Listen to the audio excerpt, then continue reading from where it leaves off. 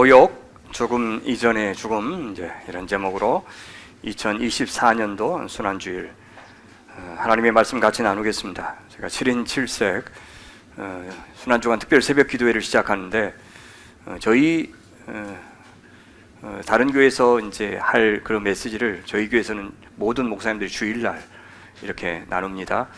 그래서 원래 다른 교회에서 할 분량을 조금 더 좀 늘려서 그렇게 나누겠습니다. 저한테는 모욕이라고 하는 주제가 주어져서 좀 묵상해 보았습니다. 인간에게 가장 견디기 힘든 순간은 명예를 잃어버린 순간이에요. 너무 창피해서 고개를 들 수 없을 때, 그 순간이 바로 인간다움을 상실한 순간입니다. 모욕을 당하고 조롱을 당하는 순간, 억울하게 당했든지 아니면 내가 잘못해서 당했든지 어쨌든 내가 남의 입에 오르내리고 있다는 사실을 알면 정말 살맛이 안 납니다. 특히 내가 사랑하는 가족들 앞에서 면이 서지 않을 때, 혹은 누군가가 내 가족의 명예를 훼손할 때 정말 참을 수 없는 분노마저 느낍니다. 왜냐하면 인간은 처음부터 다른 인간으로부터 인정, 존중, 또 사랑을 받아야 사람답게 살 수 있는 존재로 원래 창조되었기 때문입니다. 그렇죠. 존경과 명예를 얻으며 살 때만큼 정말 살맛이 나는 순간이 또 있을까요? 가장 특별히 가까운 사람에게서, 나를 가장 잘 아는 사람에게서 존경과 인정을 받는 것만큼 참 의미 있는 삶은 없을 겁니다. 페이스북 친구가 아무리 많아도 인스타 팔로워 숫자, 그런 것은 별 의미가 없고 그것은 명예가 아닙니다. 물론 남들이 뭐라든 내가 먼저 외부와의 관계를 끊고 그냥 마음 편하게 혼자 살자는 사람들도 있어요. 거절당한 아픔이 워낙 커서 그렇게 하기로 선택한 거죠. 다시 인정받지 못할까 봐 두려워서 그러기도 해요. 그렇게 혼자 고립되어 산다면 물론 상처는 안 받을 수 있을지 몰라도 그것은 잘 사는 것이 아닙니다. 제가 한 청소년을 상담한 적이 있어요. 그래서 학교에서 왕따를 당하던 아이였습니다. 그래서 학교를 가다 말다 했는데 이제 몇 날을 안 가다가 다시 학교 가겠다고 했어요. 부모는 자기 아들이 걱정되어서 저한테 도움을 청했는데, 찾아가서 제가 물었어요. 너 학교 가는 거 괜찮겠냐? 저는 상관없어요. 그래? 네가 나머지 모든 친구들 다 왕따 시키겠다고 작정했구나. 그 말에 아이가 깜짝 놀라서 아무 말도 못했습니다. 네, 그건 괜찮은 게 아니야. 그 말 듣고 고민 끝에 아이는 학교를 자퇴하기로 하고 지금 대안학교에 들어갔는데, 예전 모습을 찾아볼 수 없을 만큼 대단히 밝고 행복하게 지내고 있습니다. 수모를 수모로 돌려주면서 사는 것, 그것은 상대방에게는 별 영향을 못 미치지만 되갚아주는 그 사람한테는 큰 데미지를 줍니다.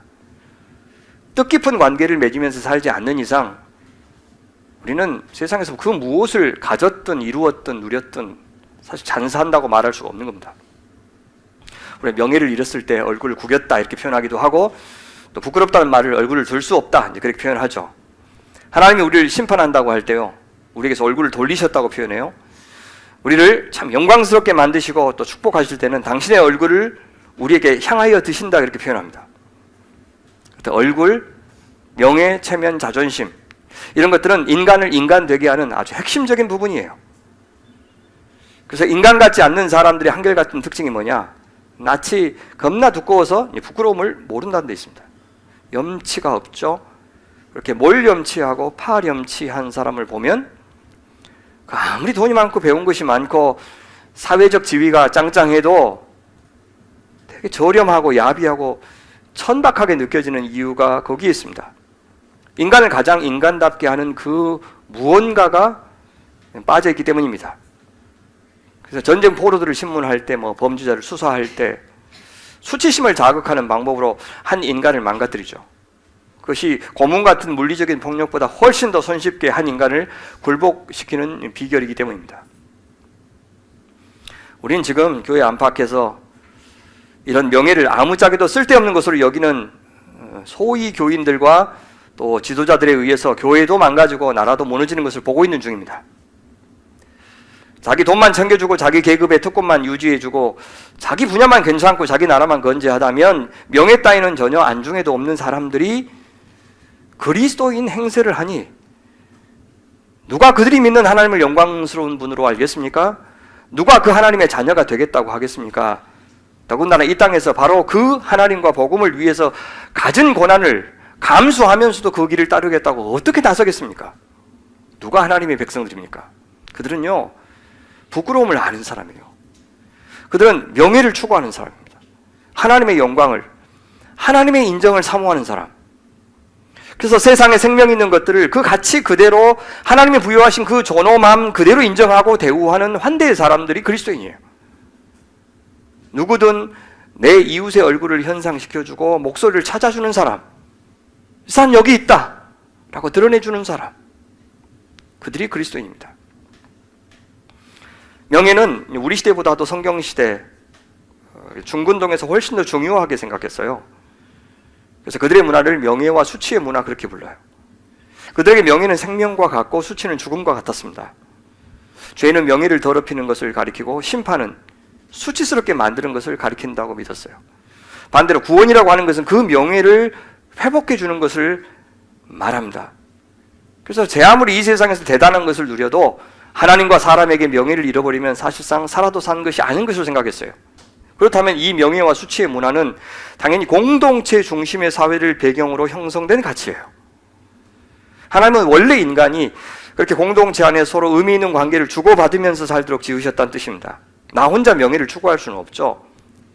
예, 자긍심은 혼자서도 가질 수 있겠지만 명예는 누군가에 의해서 부여됩니다. 혼자 명예를 부여하면 전문 용어로 뭐라고 부릅니까? 자뻑 이렇게 부르죠. 그렇죠? 진정한 명예는 외부에서 주어져요. 내게 그럴 만한 자격이 있을 때 상대방이 주는 것이 명예고 영광입니다. 그래서 타인의 명예를 무시하고 짓밟는다면 그 사람은 명예를 얻을 수가 없어요. 그런 점에서 다 이것들은 관계 용어예요. 명예나 수치는 다.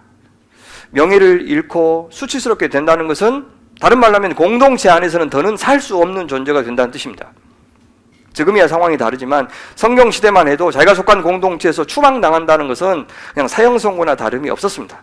그래서 떠돌이 나그네가 되는 것이죠. 그래서 낭만적인 존재가 되는 게 아니라 가장 취약한 존재가 되는 일이었습니다. 그래서 예수께서 네가 복음을 전하면 나중에 세상으로부터 환난을 받을 것인데 그 예로 뭘 이야기하냐면 출교를 이야기한 이유가 그거예요.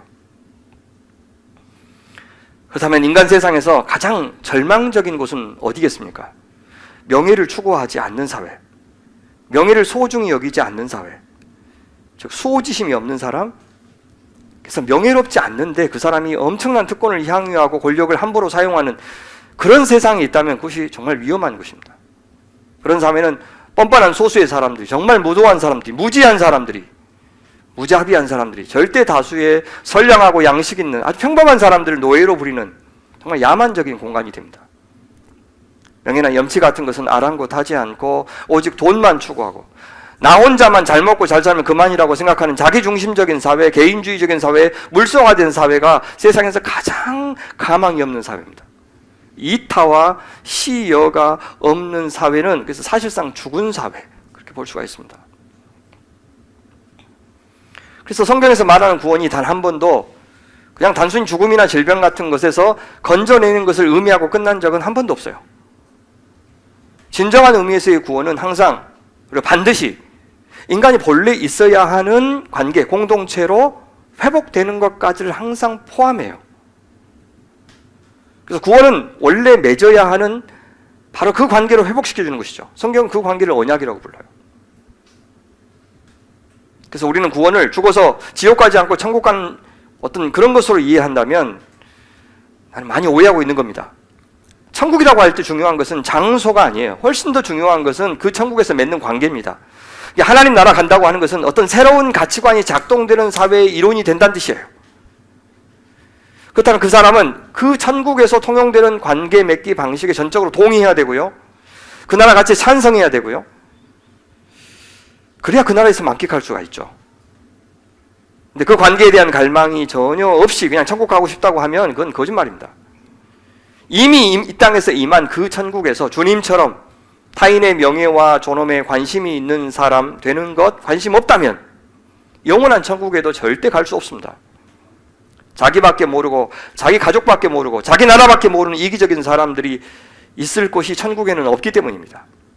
천국은 인간에게 참 생명이 되는 바로 그 언약 관계, 사랑과 충성의 관계, 정의와 공의의 관계가 회복되는 공동체입니다. 수치와 모욕이 영광과 명예로 바뀐 사회, 사자와 어린 양이 함께 뛰노는 곳, 흑인과 백인, 노인과 아이, 진보와 보수, 부자와 가난한 사이에 차별이 없는 나라. 그래서 갈등과 미움과 반목보다는 평화를 만드는 자가 복이 있고 그가 하나님의 아들, 하나님의 백성이라고 일컬음을 얻는 나라. 그 관계를 위해서 자기 부인하고 헌신하고 내놓고 즐겨 소통하는 자가 그 나라에 들어온 자이고 들어갈 수 있는 자이고, 그래서 내가 소중한 만큼 다른 사람도 소중하다고 여기고, 나한테 갈망이 있고 욕구가 있는 만큼 타인에게도 당연히 있을 것이라고 생각하면서 죽을 때까지 내 앞에 있는 사람과 함께 하고 있는 사람과 그 욕망을 서로 조율하면서 어떻게 하면 공존할까, 공생할까를 추구하는 사람들, 그들이 그리스도입니다. 이 땅에서 그렇게 사는 기쁨을 누린 사람에게만 영원한 천국도 허락이 돼요. 심지어 이 땅에서요, 어려운 거 알지만 타인의 명예를 위해서 나의 불명예를, 내 수치와 모욕을 무릅쓰는 사람, 십자가를 자처하는 사람을 그리스도인이라고 주님은 말씀하셔요. 예수님의 십자가 여정은 이미 그분의 성육신에서부터 시작되었습니다. 하늘 영광 버리고 이 땅에 내려와서 죄인들과 같이 되신 사건부터 십자가는 시작됐어요. 성육신은 예수께서 단지 인간이 되신 사건만이 아니라 수치당할 조건을 취하신 사건, 그렇게 말할 수가 있어요. 성육신에서부터 이미 그분의 고난이 시작되었단 말이죠. 그분의 수치와 모욕의 여정이 시작되었다는 말입니다. 그것만도 우리한테는 큰 은혜죠. 우리가 뭔데요? 근데 굳이 그렇게 취약한 인간으로 오셔야만 했던 이유를 우리는 지난 히브리서에서 본 적이 있어요. 하나님의 은혜로 말미암아 모든 사람을 위하여 죽음을 맛보려 하심이라. 자녀들은 혈과 육에 속하였음에 이 몸과 피가 있다는 말이죠. 그래서 그도, 예수님도 또한 같은 모양으로 혈과 육, 몸과 피를 함께 지니심은 죽음을 통하여 죽음의 세력을 잡은 자 마귀를 멸하시며 또 죽기를 무서워함으로 한평생 매여 종노릇하는 모든 자들을 놓아주려 하십니다. 해방시키려 하십니다. 라고 여겨요. 그렇게 인간이 되셨기에 예수님은 인간 대제사장보다 더, 그리고 천사보다 더 우리를 위한 대제사장 자격이 있으신 분이 되셨다고 합니다. 모욕을 거쳐 대제사장이 되신 예수님을 히브리서 기자는 이렇게 표현합니다. 우리 같이 히브리서 2장 17, 18절 같이 한번 읽어봐요. 시작. 그러므로 그가 범사의 형제들과 같이 되심이 마땅하도다. 이는 하나님의 일에 자비하고 신실한 대제사장이 되어 백성의 죄를 속량하려 하심이라. 그가 시험을 받아 고난을 당하셨은즉 시험 받는 자들을 능히 도우실 수 있느니라. 예수님의 육체적인 죽음만이 십자가는 아닙니다. 여러분, 우리가요 수치와 모욕을 당할 때 사실은 죽음과 다름없는 고통을 겪는 겁니다. 그래서 우리는 모욕과 수치를 당할 바엔 차라리 먼저 목숨을 끊는 것이 낫다고 여기기도 해요. 그렇다면 사실상 모욕은 죽음 이전의 죽음입니다. 예수에게도 수치와 조롱과 모욕은 사실상 죽음의 순간이었어요. 다른 말로 하면 그가 완전히 인간이 되는 순간, 자신이 하나님이심을 드러내셨다면 받지 않았을 대접을 받았죠. 모욕을 당하도록 내버려두는 순간에 예수께서는 그냥 대접 못 받은 정도가 아니라 인간 본연의 모습인 흙으로 돌아가신 겁니다. 예수님은 인간의 모욕을 하나도 거절하지 않고 다 당하셨어요. 이것은 하나님으로서의 전능성을 포기하기로 한 결정입니다. 능력을 안 쓰기로 결정하신 거예요. 십자가 앞에서 엄청난 수치와 모욕을 당하기 전에도 태어나실 때부터 그분은 모욕을 당하셨어요. 그가 누울 곳이 없어서 구유에 누이셨죠. 왕이시고 하나님이시기 때문에 그것이 문제가 되는 겁니다. 천사와 또 동방박사들은 찬양하고 경배했지만 헤롯은요, 예수님 죽이려고 했어요. 그것도 왕에게 할 짓은 아니었습니다. 공생애가 시작되면서부터는 예수님을 향한 경배와 반대는 더 극단적으로 나누어졌어요. 심지어 그가 성령이 아니라 귀신의 왕 바알세불의 힘을 빌어서 기적을 행한다고 비난했고요. 안식일 주인으로 오셨는데 안식일법을 어긴다고 시비 걸었어요. 말씀이 육신이 되어 우리 가운데 오신 분이 예수님 아닙니까? 근데 율법을 갖고 시험했고 심지어 모세 율법을 업신여긴다고 비난했어요. 성전을 완성하러 오셨는데 성전을 사흘 만에 허문다고 주장했다고 거짓으로 증언했습니다. 예수님과 동고동락했던 제자들은 예수께서 이루시려고 하는 하나님 나라와는 정반대의 나라를 지속적으로 꿈꾸었고, 심지어 가룟 유다는 예수를 노예 한 사람 값인 은 30에 팔아 넘기기조차 했고, 수제자인 베드로는 3번이나 주님을 모른다고 부인했고 그를 저주하기도 했습니다. 이 모든 일들이 왕이신 주 예수 그리스도에게는 참 치욕스러운 일이었습니다. 이렇듯 예수께서 수치를 당하시는 순간은 예수께서 자신에게 부여되었던 모든 신적인 권능을 내려놓는 순간이었어요. 하나님을 향하는 모든 인간의 반역 조롱을 그냥 온 몸으로 다 받아내신 사건이에요. 저항하지 않았어요. 오직 하나님을 떠난 인간이 어떤 존재까지 될 수 있는지를 그냥 드러내는 역할을 감내하셨어요. 그것은 인간의 악행들을 정죄하는 순간이기도 하겠죠. 자신의 모든 악행을 인간들이 스스로 보게 하는 자리에 계신 겁니다. 만약 우리가 당한 만큼 돌려주고 대들고 복수한다면 그 인간이 얼마나 나쁜지 감춰지겠죠. 그러나 그 모욕을 고스란히 수용하는 순간에 하나님과 다른 인간을 향한 그 인간의 죄악이 얼마나 심각한지를 적나라하게 드러낼 겁니다. 그런데 인간이 절대 이해할 수 없는 신비가 바로 이것이에요. 예수께서 자발적으로 모욕을 당할수록, 감수할수록, 예수께서 낮아지면 낮아질수록 여러분 새로운 희망의 문이 열린다는 사실이 사탄은 절대 이해할 수 없었던 신비였어요. 예수님의 수치와 모욕은 인간이 당해야 마땅한 수치를 대신 담당하는 수치였습니다. 동시에 한 인간이 다른 악한 인간들에게 당하는 수치를 함께 담당하는 수치였어요. 죄인들을 위한 모욕이고 죄인들에게 모욕당하는 이들과 함께 겪는 수치가 예수님의 수치와 모욕이었습니다. 그들이 믿든지 안 믿든지 그건 상관없어요. 그래서 예수께서 모욕당하실 때 그분은 흙이 되신 겁니다. 동시에 우리가 당하는 모욕을 나눔으로써 아담이라고 하는 흙을 새롭게 빚기 시작하는 사건이었어요. 그분은 의지적으로, 아주 적극적으로 수치와 모욕 앞에서 무기력해지심으로써 무기력한 우리와 함께 하기 시작한 겁니다. 이 신비를 도무지 이해할 수가 없어서 신학자들 중에는 한편으로는 하나님의 아들이 고통당하는 척 했을 뿐이다 이렇게 주장했어요. 반대로 그는 순환을 겪고 십자가에 매달리는데 아무런 힘도 쓰지 못한 채 휘청거렸던 역사의 한 인물에 불과하다라고 반대로 주장하기도 했어요. 하지만 예수는 그 둘 중에 어떤 것도 아닙니다. 우리의 고통을 겪지 않는 하나님의 아들은 우리의 고통을 채울하시는 구원자가 되실 수 없어요. 부당하게 당하는 고통 중에 죽은 예수 역시 의인은 될 수 있을지 몰라도 우리의 구원자는 될 수 없습니다. 예수 그리스도께서는 실제 인간으로서 고통을 당하심으로써 자신에게 주신 진정한 신성을 드러내신 분입니다. 우리 인간을 속속들이 아시는 하나님만이 우리 구원자 또 메시아가 되실 수가 있어요. 인간으로서 우리를 도우실 수 있는 메시아만이 참 하나님이 되실 수 있어요. 우리가 믿는 하나님은 잘하면 상 주고 못하면 벌 주는 그런 종교 체제 안에 갇혀있는 신이 아니고 우리 하나님은 우리의 가장 어둡고 가장 사악한 죄와 그 죄의 결과까지를 다 자기 것으로 취하신 분이었습니다. 그 하나님이 계시기에 이제 우리는 이 세상의 삶을 스스로 나 혼자 조종하고 책임지려고 했던 그 삶을 떠나서 그렇게 사는 동안 수많은 사람들 짓밟고 밀치고 무시하고 그렇게 했던 삶에서 떠나서 이제 그 사랑의 하나님께서 주관하시는 세상에서 하나님 기뻐하시는 관계 방식, 존재 방식을 추구하면서 살 엄두가 생긴 겁니다. 부끄러운 줄도 모르고 탐욕을 채웠던 삶과 결별할 용기, 세상 누가 우리에게 갖게 해줍니까?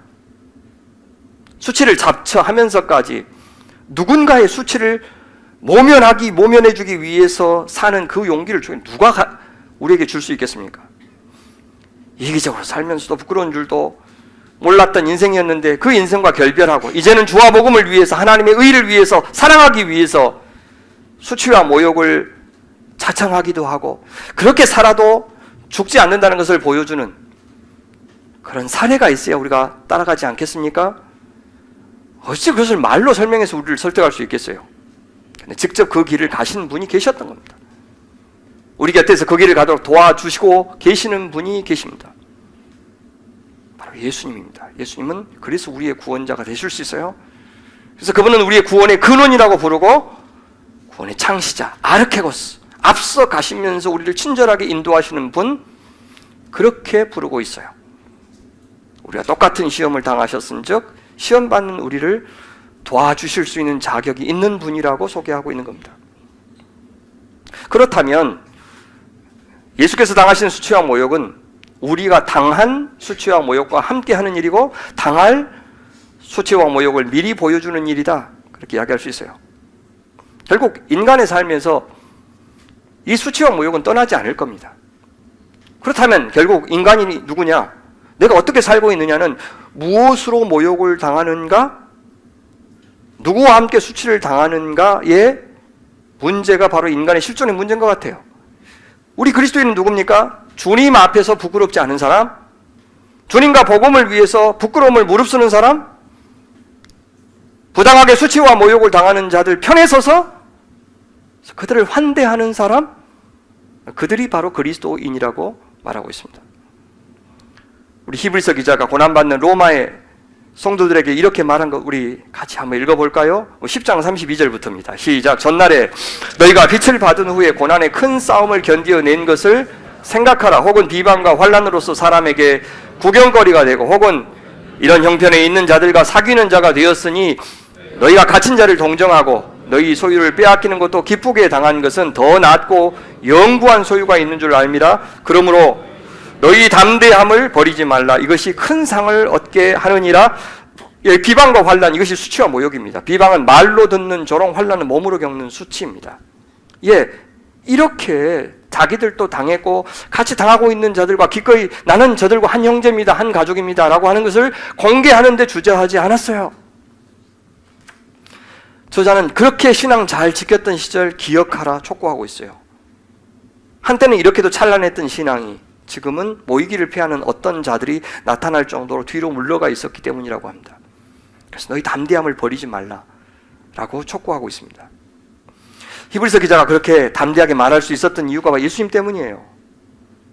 예수님이 이미 너희들이 당하고 있는 그 수치와 모욕 당하셨다. 그리고도 지지 않았다. 부활하셨다. 승천하셨다. 그리고 왕으로 다스리고 계신다. 아니, 예수님만이 아니고 다음 장 히브리서 11장에 보면 숱한 믿음의 선진들을 예로 들면서 그들이 인내하면서 믿음을 끝까지 지킨 사람들 아니냐. 그리고 나서 12장에서 이렇게 이야기하고 이러므로 이런 예수님이 계시고 이런 믿음의 선배들이 있으니 우리에게 구름같이 둘러싼 허다한 증인들이 있으니 우리가 믿음의 경주를 할 때 옆에서 응원해주는 믿음의 선배들이 있으니 모든 무거운 것과 얼매기 쉬운 죄를 벗어버리고 인내로서 우리 앞에 당한 경주를 하며 믿음의 주여 또 온전하게 하시는 이인 예수를 바라보자. 그런 그 앞에 있는 기쁨을 위하여, 하나님이 마련하신 기쁨을 위하여 십자가를 참으사 부끄러움을 수치를 개의치 아니하시더니 지금은 하나님 보좌 우편에 앉으셨느니라. 너희가 피곤하여 낙심하지 않기 위하여 죄인들이 이같이 자기에게 거역한 일을, 수치를 준 일을 참으신 일을 생각하라. 여기 믿음의 주여라고 할 때 주도 역시 아르케고스, 창시자, 선구자, 챔피언, 그런 뜻입니다. 특별히 마가복음에서 예수께서는요, 십자가를 앞두고 엄청난 모욕과 수치, 또 육체적인 고통을 당하신 것 기록하고 있어요. 채찍질 당했죠. 또 예수에게 자색옷을 입혔습니다. 왕이 입는 그 홍포를 흉내낸 겁니다. 가시관을 씌웠어요. 유대인의 왕이라고 하는 혐의를 받은 사람에게 왕관을 씌우면서 조롱한 거죠. 경례하여 이르되 유대인의 왕이 평안할지어다, 왕이여 만세, 이렇게 환호하던 걸 흉내내는 겁니다. 갈대로 그의 머리를 치며 침을 뱉으며 꿇어 절하였다라고 하죠. 갈대는 왕의 지팡이를 흉내낸 겁니다. 그러고는 십자가가 있는 곳까지 친히 나무를 지워서 올라가게 했어요. 옷을 다 벗겼어요. 그래서 남은 옷은 제비 뽑아서 나누어 가졌습니다. 자, 그가 못 박힌 십자가 앞을 사람들이 지나가면서 머리를 흔들며 이렇게 모욕했어요. 성전을 헐고 사흘에 짓는다는 자여, 네가 너를 구원하여 십자가에서 내려오라. 저 같으면 잠깐 내려왔다가 다시 올라가겠는데, 하여튼 그 희롱의 대제사장들도 서기관들도 동참했어요. 그들은 이렇게 말했어요. 그가 남은 구원하였으되 자기는 구원할 수 없도다. 이스라엘의 왕 그리스도가 지금 십자가에서 내려와 우리가 보고 믿게 할지어다. 심지어 옆에 있었던 그 옷 박힌 죄수들도 예수에게 또 욕을 했어요. 빌라도가 예수의 죄패를 걸었는데 나사렛 예수 유대인의 왕이라고 쓰라고 명령하죠. 특별히 히브리 말, 헬라 말, 로마 말 세 개 국어로 쓰라고 명령합니다. 유대인 대제사장들은 빌라도요, 그 앞에다가 자칭이란 말을 넣읍시다. 빌라도가 거절합니다. 이것이 십자가 앞에서 예수께서 당하신 수치와 모욕이에요. 그런데 여기서 우리는 얼른 두 장면이 오버랩된다는 것을 금방 눈치챘을 겁니다. 유대인들은 예수께서 진짜 왕으로 오신 메시아인 줄을 몰랐죠. 그리고 모욕을 주었지만 예수님이 진짜 왕이셨기 때문에, 진짜 메시아이셨기 때문에 그들이 주는 모욕을 진정한 경배로 받으실 수가 있었어요. 초대교회 그리스도인들, 그리스도인이라고 불렸죠. 그래서 원래 명예로운 이름이 아니라 조롱이었습니다. 십자가에서 달려 죽은 사람이 막 살아났다고, 이런 이상한 사람을 그들이 따르는 사람들이다, 이런 조롱하는 말이 가장 대표적인 그들의 이름이 되었어요. 개신교도도 마찬가지예요. 카톨릭에 저항하는 자들, 개기는 자들, 비아냥거림입니다. 감리교인도 마찬가지예요. 마찬가지로 유대인들은 예수를 메시아라고 조롱했지만 예수님에게 그 조롱은 낱낱이 사실이었습니다. 그는 실제 메시아였고 하나님의 아들이었고 하나님 나라의 왕이었어요. 그래서 그는 의의를 입고 왕관을 쓰고 또 사람들의 경배를 받아야 마땅하신 분이었습니다. 성전을 허는 자들이라고 놀렸지만 이 성전 허물어지고 이제 하나님의 백성들이 성전이 되는 날 올 겁니다. 십자가에 달린 예수 자신을 네가 스스로 구원하지는 못하는구나. 예, 구원하지 못한 게 아니라 구원하지 않으신 거죠. 하늘의 천군 천사 동원해서 자기 자신 지킬 수 있다고 말씀하지 않으셨습니까? 그 모욕과 수치가, 그 십자가의 죽음이 하나님께 순종하는 길이고 자기 백성을 구원하는 길임을 아셨기 때문에 선택하신 겁니다. 그것이 자기가 영광받는 길일 뿐만 아니라 하나님 아버지께도 영광이 되고 그분의 영광을 회복하는 길이고 자기 백성을 영광스럽게 하는 길임을 아셨기 때문에 그런 결정을 하신 겁니다. 예수를 희롱한 유대인들은 자기도 모르게 맞는 소리를 하고 있었던 거죠. 그가 남은 구원하였을 때 자기는 구원할 수 없도다? 이스라엘의 왕 그리스도가 지금 십자가에서 내려와 우리가 보고 믿게 할지어다? 그들이 십자가에서 내려오는 예수를 다시 만나는 날은 재림의 날, 심판의 날이 될 겁니다. 지금 십자가에 달려 계신 예수를 하나님의 아들이라고 믿는 자들만이 그날에 참 구원받는 믿음으로 인정받을 거예요. 세상으로부터 복음과 하나님 나라를 위해서 수치를 당하는 그런 예수의 제자들만을 주님은 오늘도 믿음의 사람이라고 인정해 주실 겁니다. 여러분, 실제로요, 예수께서 십자가에서 내려오는 장면이 아니라 십자가에서 무기력하게 돌아가시는 것을 보고서 그 십자가를 집행했던 로마의 백부장은 놀라운 고백을 하죠. 예수를 향하여 섰던 백부장이 그렇게 숨지심을 보고 이르되 이 사람은 진실로 하나님의 아들이었도다 하더라. 예수를 십자가에 못 박은 사람의 입에서, 그 처형 현장에서 하나님의 아들이라고 인정하는 고백이 나왔다는 건 뭘 말해줍니까? 하나님께서는 이미 그 수치와 모욕을 영광으로 바꾸어 주고 계시고 그 순종의 죽음을 승리로 인정해 주고 계신다는 것을 보여줍니다. 더욱이 유대인 제사장들은 십자가에 그렇게 붙였던 그 죄목, 자칭 유대인의 왕이라고 쓰자고 했지만 빌라도는 아니, 세계국어로 나사렛 예수 유대인의 왕이라고 쓰라고 고집했습니다. 이렇게 쓰나 저렇게 쓰나 십자가에서 죽는 것은 매 한 가지인데 어떻게 쓰든 뭐가 중요할까 싶겠지만 그게 아닙니다. 이것은 하나님께서 빌라도를 통해 예수님의 수치와 모욕을 영광으로 바꿔주고 계시다는 것을 보여주는 또 다른 증거예요. 그는 유대인만의 왕이 되려고 하다가 비명 행사한 사람 아닙니다. 히브리어와 헬라어뿐만 아니라 온 세상을 지금 통치한다고 생각했던 이 로마 말로 죄패를 기록하게 했다는 것은 이 수치와 모욕과 십자가의 죽음의 순종은 예수께서 온 세상의 왕이 되게 하시는 사건인 것을 보여주는 겁니다.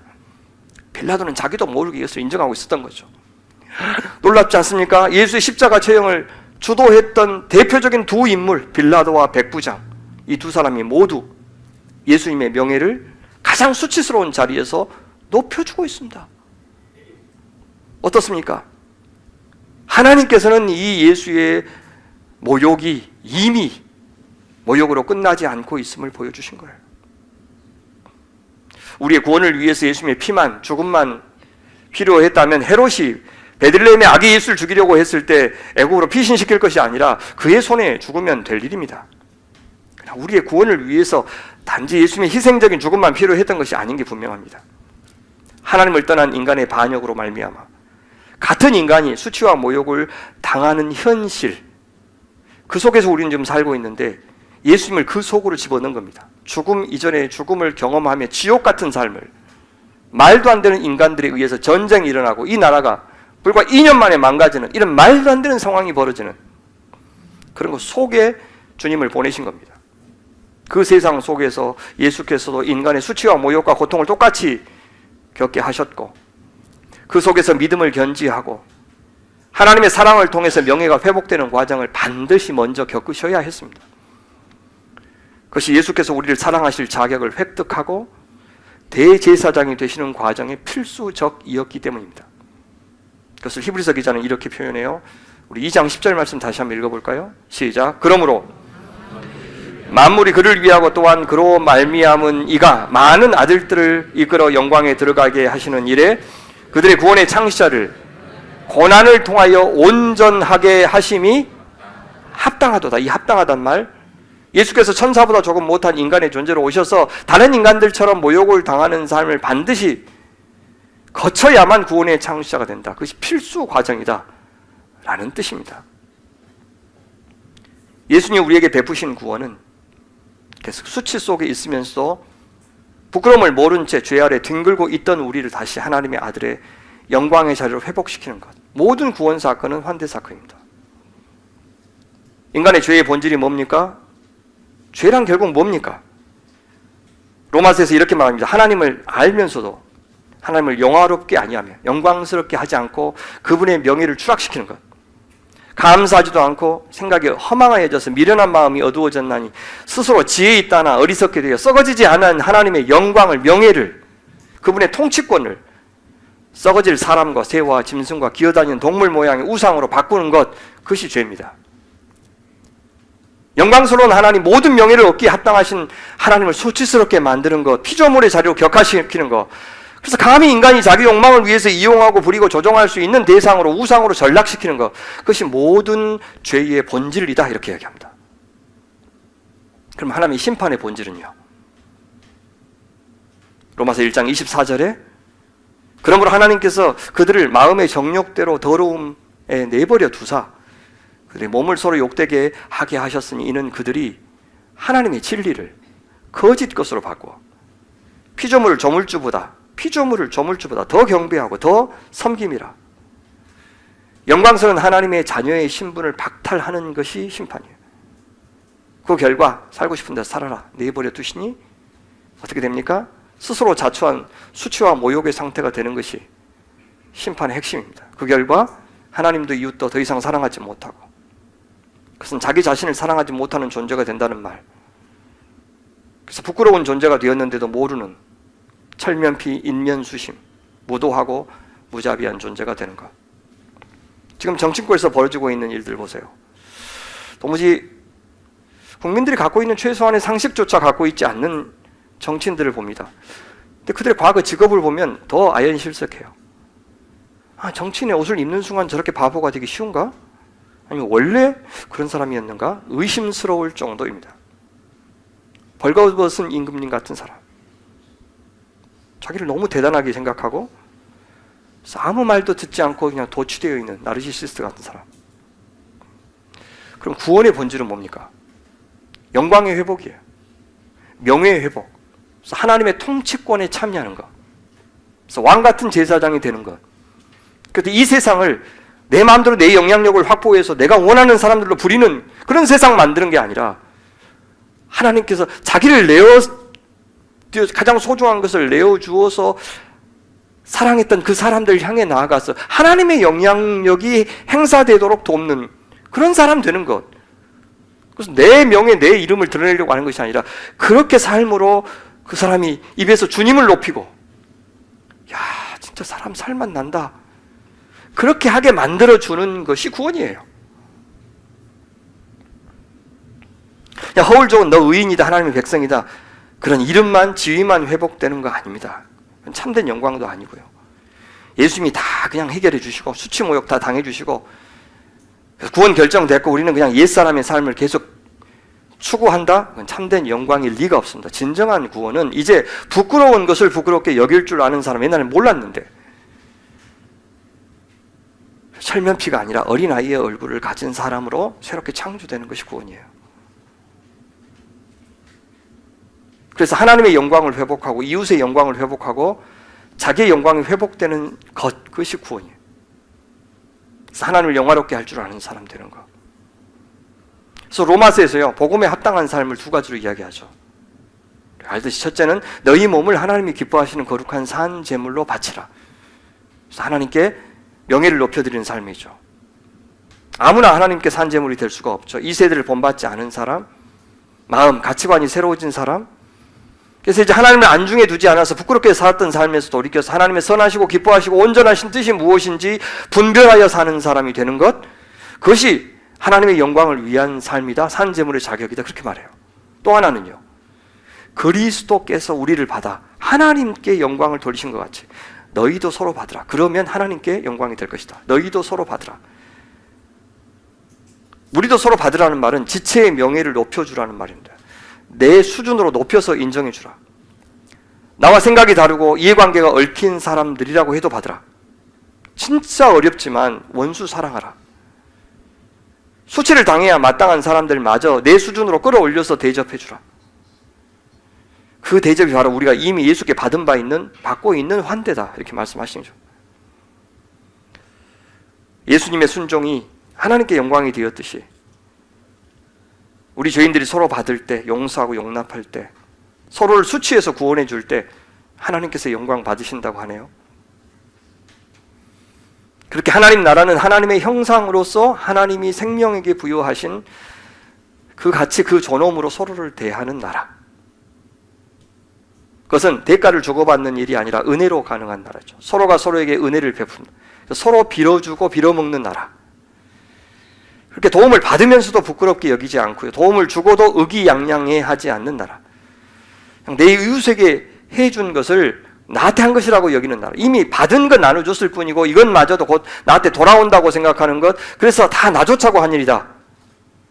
오타니 선수가 쓰레기 주우면서 이게 다 자기 운을 주는 것이다. 그리스도인은 아니지만 그렇게 생각하면서 이렇게 하잖아요. 그래서 내가 언제 다 다른 사람을 위해서 했다고 다 나좋자고 한 일이지, 나 속편하고 한 일이지라고 생색내지 않는 사람. 그렇게 하나님과 이웃의 명예를 회복시켜 줄 때, 그렇게 사랑할 때 내 명예도 회복되는 거죠. 나의 영광도 회복됩니다. 좋은 교회, 하나님 나라 어떻게 이루어질까요? 우리가 주님처럼 그렇게 주와 복음을 위해서 모욕을 자처할 때, 또 하나님의 명예를 늘 생각하면서 부끄러운 짓 하지 않을 때, 인내할 때, 모욕을 감수한다는 것은 사실 흙이 되는 것, 그러니까 모든 걸 내려놓는 거죠. 낮아지고 비우는 것 어떻게 한꺼번에 되겠어요? 이 순간 가장 인간적인 인간이 되죠.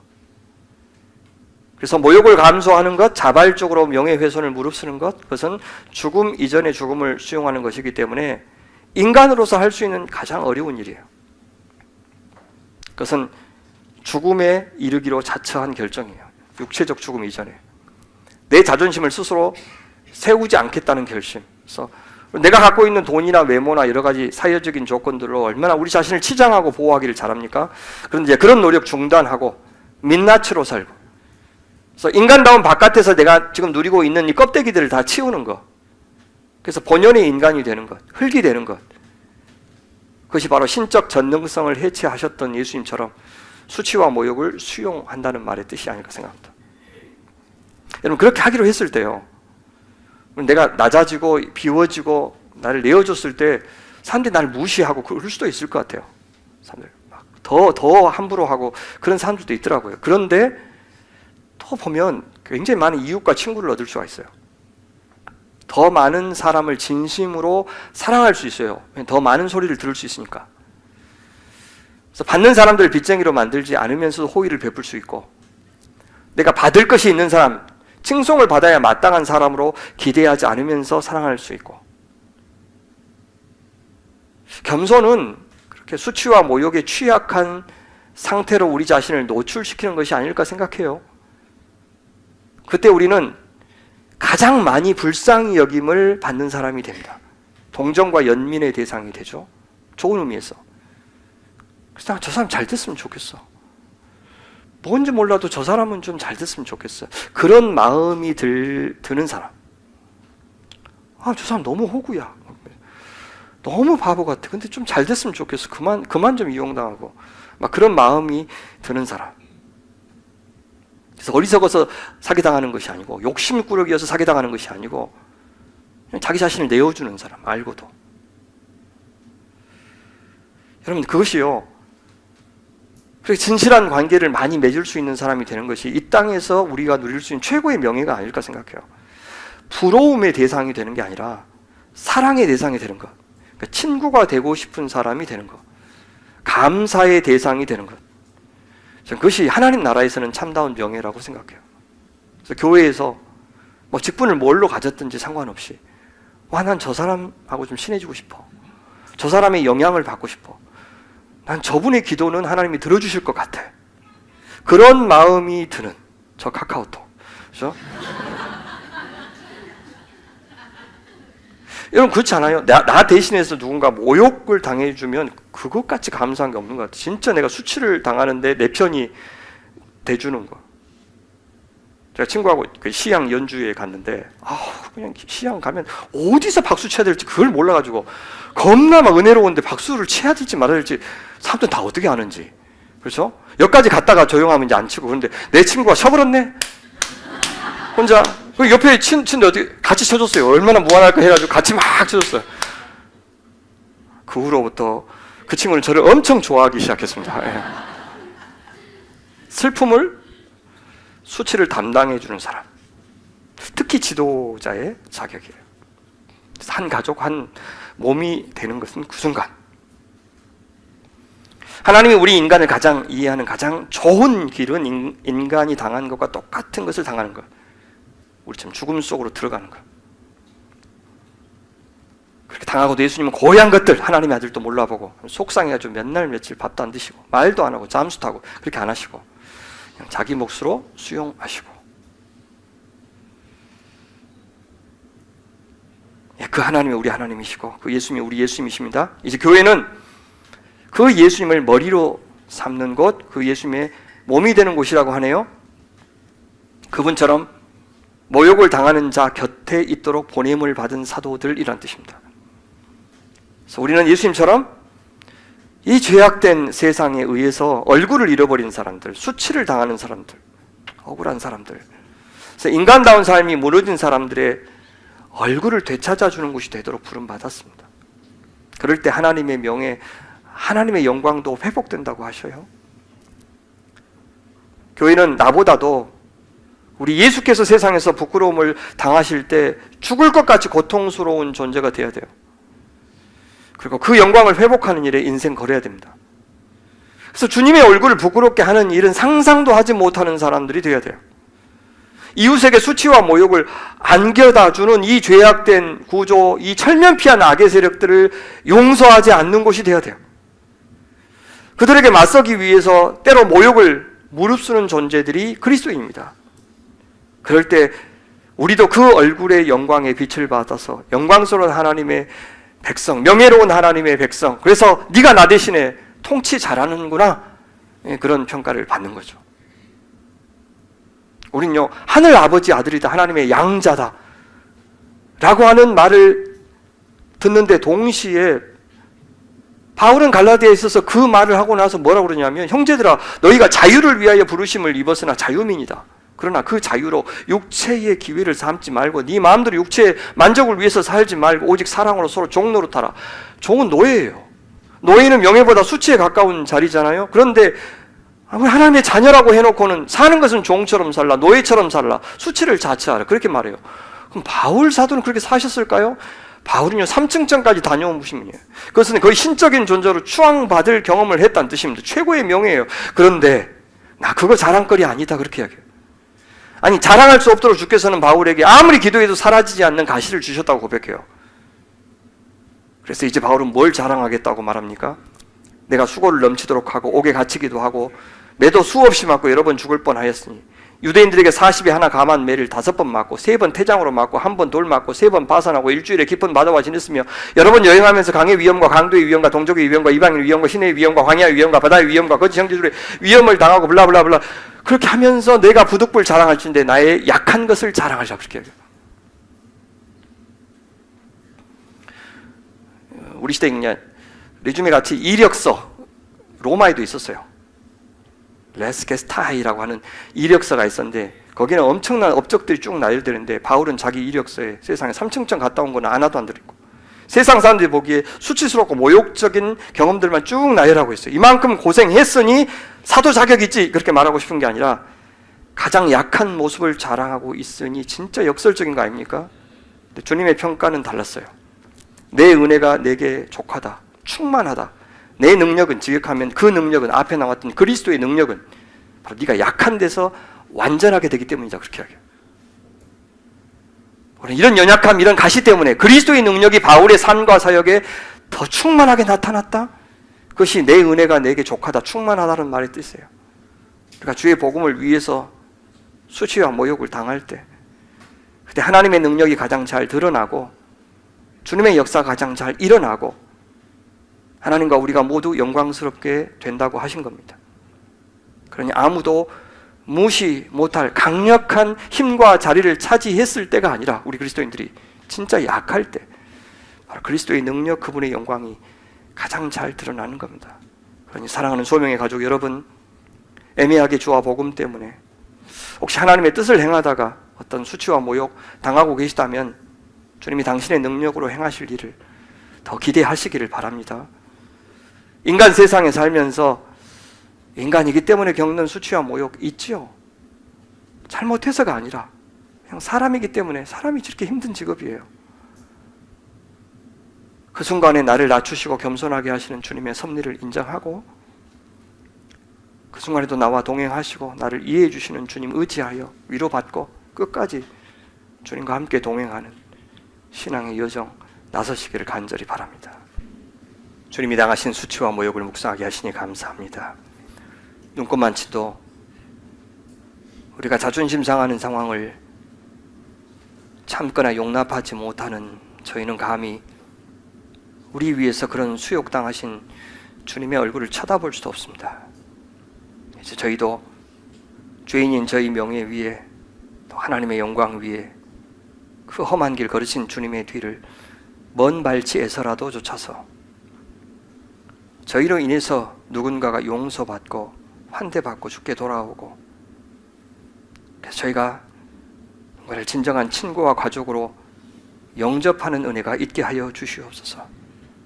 그런 회복과 하나됨의 또 평화의 기적이 하나님 저희 공동체 안에 저희 성도들의 심령 안에 일어나게 하여 주시옵소서. 감사하며 우리 구주 예수님 이름으로 기도하옵나이다.